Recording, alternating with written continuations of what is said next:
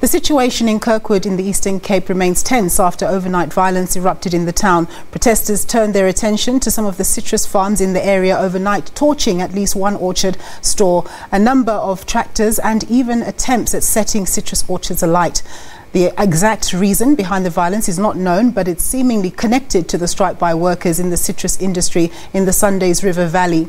A large police contingent is on the ground, and for more on this, we cross over to our reporter, Iviwe Poti.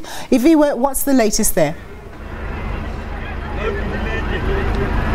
Well, what we can tell you right now is that the situation definitely remains tense. As you can see behind me, let me just move out of shot and ask cameraman Kobani Blom to show you in terms of what's happening.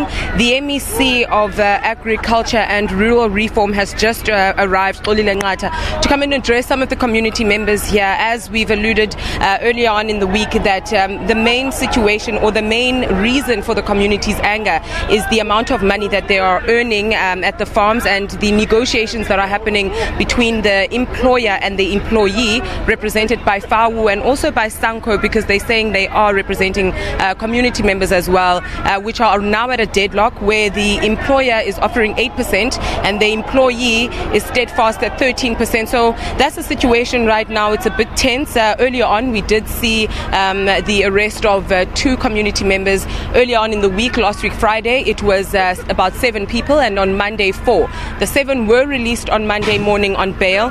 The 4 were also released later on because community members were protesting outside of that police station in Addo, demanding the release of those community members that were arrested at that time. We are, however, still on the scene, trying to hear in terms of what is actually going to happen going forward after the MEC has addressed this crowd. But as you can see behind me, they're very volatile, saying that, you know, it's either 20 Rand on the table an hour for all workers of the farms in this area or nothing. All right, there. We're going to leave it there. Thanks very much, Iviwe, for that report. That was Iviwe Poti reporting from the Eastern Cape.